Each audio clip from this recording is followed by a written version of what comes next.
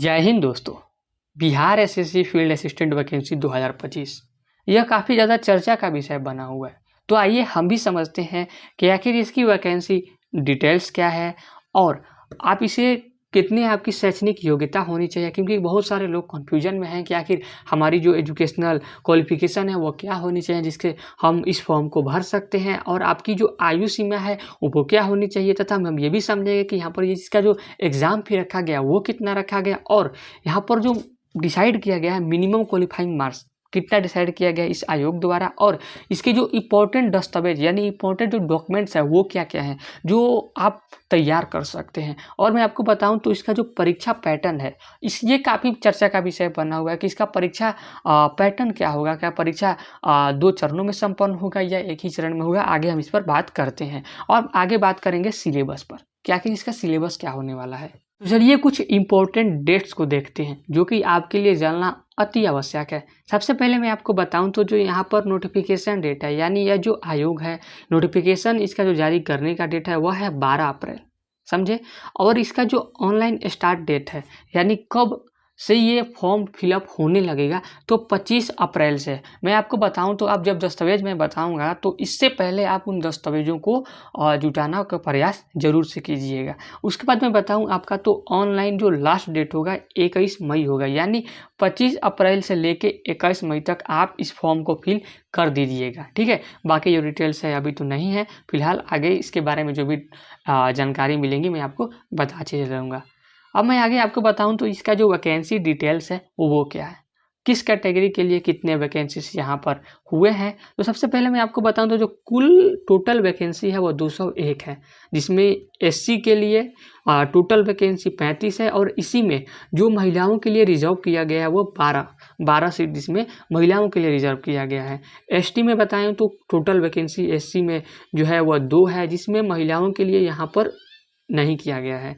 और यहाँ पर ईबीसी वालों के लिए बताऊं तो ईबीसी वालों के लिए टोटल वैकेंसी यहाँ पर 37 है, जिसमें महिलाओं के लिए 13 सीट को रिजर्व किया गया है। और बीसी वालों के लिए बताऊं तो टोटल वैकेंसी इनके लिए 9 है, जिसमें महिलाओं के लिए 4 सीट को रिजर्व किया गया है। और बैकवर्ड क्लास महिला के लिए जो टोटल वैकेंसी है वह 7 है। और ईडब्ल्यूएस के लिए टोटल वैकेंसी जो है वह 20 है, और इसमें महिलाओं के लिए जो रिजर्व किया गया है वह 7 है। मैं आपको ये बताऊं तो जो फ्रीडम फाइटर कोटा, जैसा कि आप जानते होंगे इसके बारे में, तो आप इसमें भी जो सीटें वैकेंसी इसमें भी जो आए हुए हैं उसमें 4 सीटें दी गई है फ्रीडम फाइटर कोटा वालों के लिए। फिलहाल बढ़ते हैं आगे और अन्य चीज़ों को समझने का प्रयास करते हैं। अब ये जो परीक्षा है यह होने वाला है तो इसमें आपकी शैक्षणिक योग्यता क्या मांगा जा रहा है, यानी जो एजुकेशनल क्वालिफिकेशन है वो क्या मांगा जा रहा है, क्या 10th है 12th है या फिर क्या है इसमें।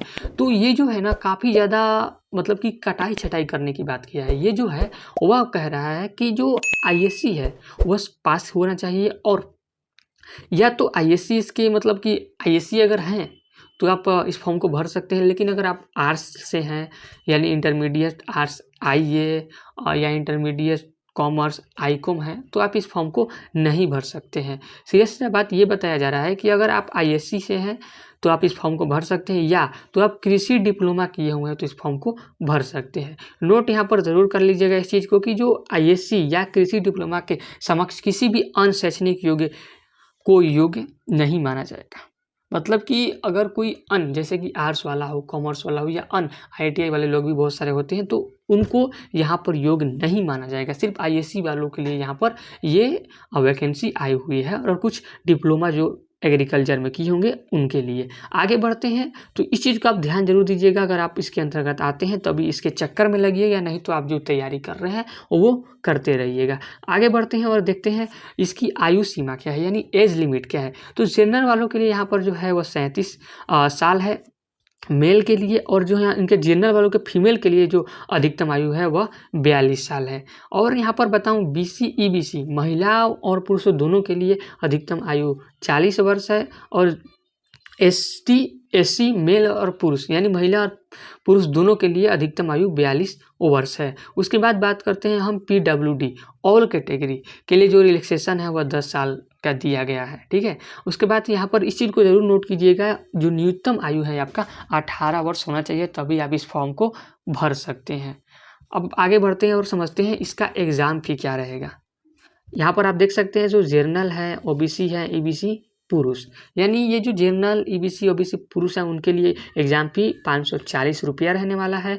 एससी एसटी बिहार के निवासी होने चाहिए, उनके लिए एग्जाम फी जो है 135 रुपया होने वाला है। और ऑल दिव्यांग, यानी जो दिव्यांग होंगे उनका जो एग्जाम फी है वो 135 रुपया होने वाला है। और जो ऑल वुमेन बिहार निवासी, जो मतलब कि सभी महिलाएं बिहार की जो निवासी हैं उनका जो यहाँ पर एग्जाम फी होने वाला है वो 135 रुपया होने वाला है। और ऑल कैटेगरी मतलब किसी भी कैटेगरी से हो और आउटसाइड बिहार यानी बिहार से नहीं हो तो उसका जो एग्जाम फी लगेगा वो 540 रुपया लगेगा।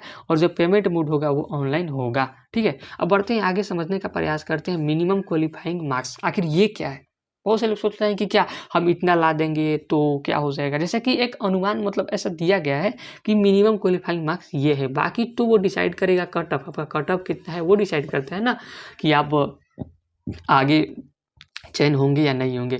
तो यहाँ पर आप इस चीज़ को समझिए, जो जनरल के लिए ये रखा गया है 40% रखा गया है, ओबीसी के लिए रखा गया है 36.5% रखा गया है, एससी के लिए 34% रखा गया है, एसटी ट्राइबल के लिए 32% रखा गया है, महिलाओं सभी कैटेगरी के लिए 32% रखा गया है, और जो डिसेबल सभी कैटेगरी है उनके लिए 32% रखा गया है। ये कोई मायने नहीं रखता है, मायने रखता है कट ऑफ। ठीक है, तो इसे देखने के बाद मतलब आप ये नहीं हो जाए कि 40% ला देंगे तो कुछ हो जाएगा, ऐसा कुछ होने वाला नहीं है।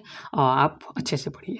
अब बढ़ते हैं आगे और समझते हैं कि इम्पोर्टेंट डॉक्यूमेंट आखिर वो कौन कौन से दस्तावेज है जो हमें रखने होंगे। वो जो तारीख में बताया उससे पहले इन डॉक्यूमेंट को आप जुटा लीजिएगा। तो यहाँ पर आप देखिए, ये जो डॉक्यूमेंट है, सबसे पहले बताऊँ तो शैक्षणिक प्रमाण पत्र, आपको इंटर और मैट्रिक या स्नातक आदि की अंक प्रमाण पत्र होने चाहिए।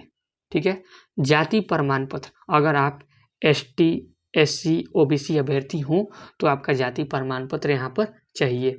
स्थानीय निवास प्रमाण पत्र, अगर आप बिहार के निवासी हों तो यहाँ पर बिहार के निवासियों के लिए बताया जा रहा है कि आप स्थानीय निवास प्रमाण पत्र भी आपका यहाँ पर चाहिए। और स्वतंत्रता सेनानी, जैसे कि मैं बताया कि इनके लिए यहाँ पर कुल 4 सीटें हैं, तो वो उनके लिए भी बताया जा रहा है कि अगर आप ये हैं तो उनका जो प्रमाण पत्र होता है वो उन पर लागू होगा। दिव्यांग प्रमाण पत्र, अगर कोई दिव्यांग अभ्यर्थी हो तो उनके लिए वो प्रमाण पत्र भी यहाँ पर चाहिए। आय प्रमाण पत्र, अगर आरक्षित पदों के लिए हो तो यहाँ पर आय प्रमाण पत्र की भी आवश्यकता है। पहचान पत्र, जैसे Aadhaar card, PAN card, driving licence, voter ID card पहचान पत्र के रूप में आपके यहाँ पर होंगे। और फोटो और सिग्नेचर जो होगा वो ऑनलाइन फॉर्म के अनुसार यहाँ पर अपलोड करना होगा। ठीक है, और इसकी जो बात किया जाए स्क्राइब की, तो ये बताया जा रहा है कि जो दिव्यांग लोग होते हैं यानी जो लिखने में समर्थ होते हैं तो उनके लिए जो लेखक उपलब्ध होते हैं तो वो यहाँ पर बताया गया है कि ये भी दिव्यांग अभ्यर्थियों के लिए यहाँ पर है, जो कि आप फॉर्म फिल करते समय इसकी जानकारी उसमें देंगे। ठीक है, उसके बाद मैं बताऊं तो यहाँ पर परीक्षा पैटर्न क्या रहने वाला है। देखो यहाँ पर आयोग द्वारा बताया गया है, कमीशन द्वारा बताया गया है कि देखो 40,000 से अधिक अगर यहाँ पर फॉर्म फिलअप होते हैं तो इस परीक्षा को 2 चरण में संपन्न किया जाएगा। अगर इससे कम रहते हैं तो इसको एक ही चरण में समाप्त कर लिया जाएगा, लेकिन ऐसा नहीं होगा ये 2 चरण में। अगर ऐसा कंडीशन आयोग रखती है 40,000 वाला, तो यहाँ पर 40,000 से अधिक, क्योंकि जो है ना फॉर्म फिलअप किया ही जाएगा, क्योंकि इतनी ज़्यादा यहाँ पर बेरोजगारी है तो 4 लाख भी हो सकता है यहाँ पर फॉर्म फिलअप, तो ये 40,000 कोई बड़ी बात नहीं है। ठीक है, तो आप ये ध्यान रखिएगा अभी के शर्त के अनुसार अगर आयोग रहती है, ठीक है, तो जो है ना ये परीक्षाएं 2 चरण में संपन्न होंगी। ठीक है, तो उसके अनुसार फिर ये जो प्रारंभिक परीक्षा हो जाएगा और इसके बाद एक मुख्य परीक्षा होगी। तो जानकारी जो दिया गया है वो प्रारंभिक परीक्षा का दिया गया है। तो यहाँ पर जो कुल प्रश्न होंगे वो 150 होंगे। ठीक है, कुल प्रश्न 150 होंगे, MCQ टाइप में होंगे। समय जो आपको दिया जाएगा 2 घंटा 15 मिनट का आपको समय दिया जाएगा। और जो निगेटिव मार्किंग है, जैसा कि हर एग्जाम में होता ही है, हर 4 गलत उत्तर पर 1 अंक कटेगा, निगेटिव मार्किंग, इसको भी आप ध्यान देना। ये नहीं कि आपको तुक्का लगा के आ जाना है। ठीक है, और यहाँ पर जो हिंदी माध्यम, अंग्रेजी माध्यम, आप किसी माध्यम भी यहाँ पर परीक्षा को दे सकते हैं। अब अंतिम चीज़ को समझते हैं, सिलेबस इसका क्या रहने वाला है, आखिर इसका सिलेबस क्या होगा। तो देखिए, जो समान अध्ययन है जनरल स्टडी, उसमें आप वर्तमान की घटनाएं, इतिहास, भूगोल, संविधान, पुरस्कार, खेल आदि को यहाँ पर समान अध्ययन के अंतर्गत रखा गया है। उसके बाद हम समझते हैं समान विज्ञान। तो यहाँ पर बताया जा रहा है कि मैट्रिक स्तर का भौतिकी विज्ञान, रसायन विज्ञान और जीव विज्ञान, जो यहाँ पर इससे प्रश्न पूछे जाएंगे वो मैट्रिक स्तर के ही होंगे। और गणित भी जो है वो अभी मैट्रिक स्तर का ही है। अंगणित है, प्रतिशत है, लाभ हानि है, औसत है, और अन्य भी चीज़ें हैं। उसके बाद एक और चीज़ है मानसिक क्षमता यानी मेंटल एबिलिटी। इसमें भी तर्क शक्ति विश्लेषण, रीजनिंग, विजुअल मेमोरी आदि के टॉपिक को शामिल किया जा रहा है। ठीक है, तो कुल मिलाकर यही जानकारी थी जो मैं आपको बता दिया। अगर आगे कोई जानकारी निकल के आती है तो मैं आपको बताऊंगा। और मैं आपको यहाँ पर आपके लिए एक प्रयास कर रहा हूँ, अगर आप लोग कमेंट करते हैं तो इसके जितने भी PYQ है, प्रीवियस ईयर क्वेश्चन है, मैं उनको कराने का इस चैनल पर प्रयास करूँगा। बाकी वीडियो कैसे लगे कॉमेंट में ज़रूर बताइएगा। फिलहाल के लिए लेते हैं आपसे विदा, मिलेंगे अगले वीडियो में, तब तक के लिए धन्यवाद। जय हिंद।